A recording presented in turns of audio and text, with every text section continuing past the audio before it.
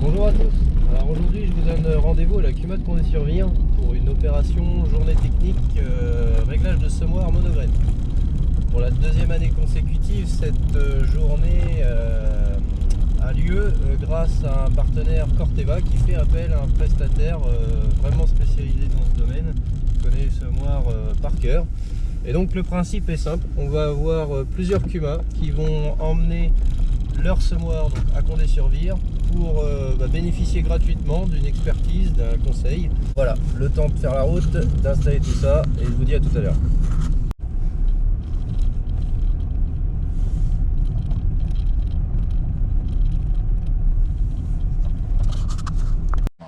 Se vont ramener. Comment vous réglez? Avec les tours de roue. À la pesée. À la pesée, le tour de roue. Ouais. Mais là, c'est pareil. Ouais. Mais on ne l'a jamais fait. Non. Alors, je vais vous expliquer. Dans le cadre de journées techniques, différentes journées, diagnostic semoir, donc en partenariat avec les fédérations des CUMA du Grand Ouest et le prestataire Corteva Agri-Sciences. Donc une tournée des différentes CUMA pour visiter leur semoir, faire diagnostic, du préventif en entretien, optimisation des réglages pour que le semoir de précision soit un semoir de précision. 5 semoirs en contrôle, Okay. avec différentes marques, Monosem, Riboulot, Gaspardo et Ducune. Les grands points de vigilance doivent être observés sur à la fois l'apport de l'insecticide, sur à la fois l'apport des engrais et sur à la fois la mise en terre de la graine. Ok. Alors, tout simplement, Patrick Dufaux. Alors, excusez-moi pour l'accent. En fait, moi, pour Corteva, je fais un accompagnement à l'utilisation des insecticides du sol, que sont le Belem en culture conventionnelle et le Success en culture bio. Et ces deux produits sont efficaces, mais encore plus efficaces s'ils sont positionnés avec des diffuseurs mis sur les descentes des microgranulateurs. Donc en fait, mon rôle n'est pas de vendre du produit pour vendre du produit. Mon rôle, c'est de faire en sorte que le produit qui est acheté soit bien utilisé pour avoir une efficacité maximale pour lutter contre les taupins et les vers gris.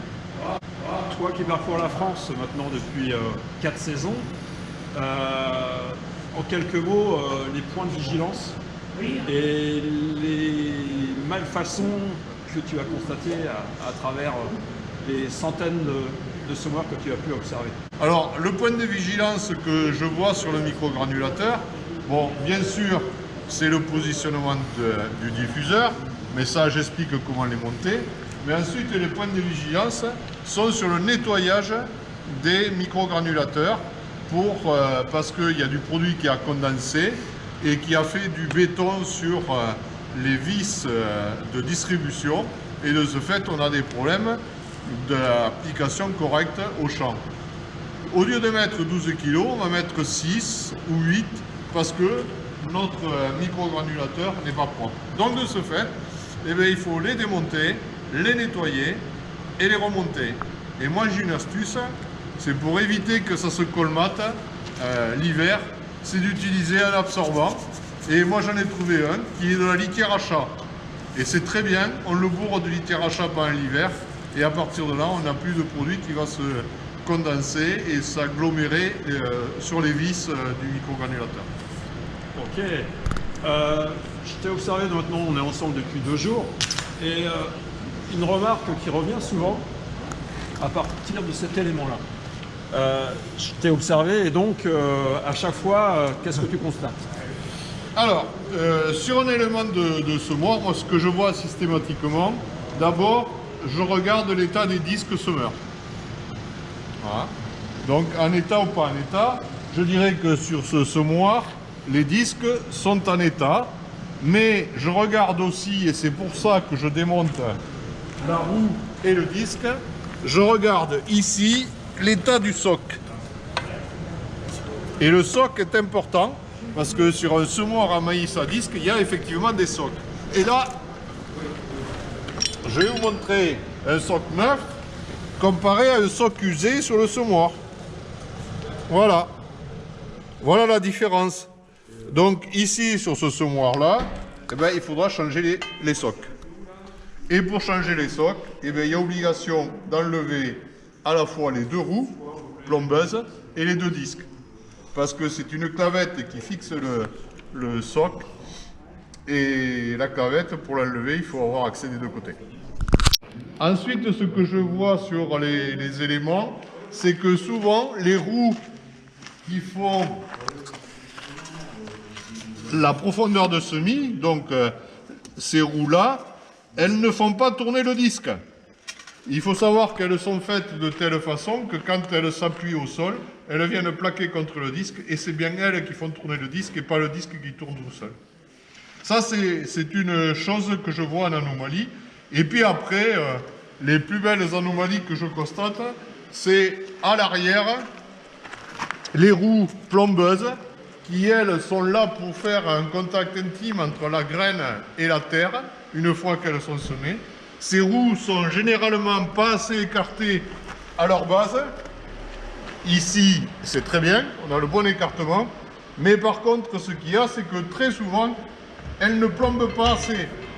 Donc, il faut obligatoirement jouer de la molette ici, de manière à faire sortir la vis ici d'en gros 2 cm pour obtenir un tassement idéal pour les graines. Voilà ce que je peux constater. Alors il y a d'autres types de semoirs qui sur ces roues-là ont la possibilité de les désaxer, ce qui nous permet d'éviter les mottes qui vont se coincer entre les roues et faire en sorte que ça déterre les graines semées. Donc toi, l'avantage, c'est que les semoirs, tu les connais par cœur. Les spécificités de chaque semoir, tu les connais. Donc tu as plein de trucs et astuces sur les potentielles pièces à surveiller, à changer, etc. Voilà. C'est ça l'intérêt pour nos CUMA de mettre leur semoir entre tes mains voilà. À quelques temps, quoi. Alors c'est pour ça qu'avec la Fédération des CUMA de l'Ouest, ça va faire 3 années que nous faisons cette opération où on va au plus près des utilisateurs des semoirs pour leur donner les bonnes conditions de semis et les optimisations de leur semoir.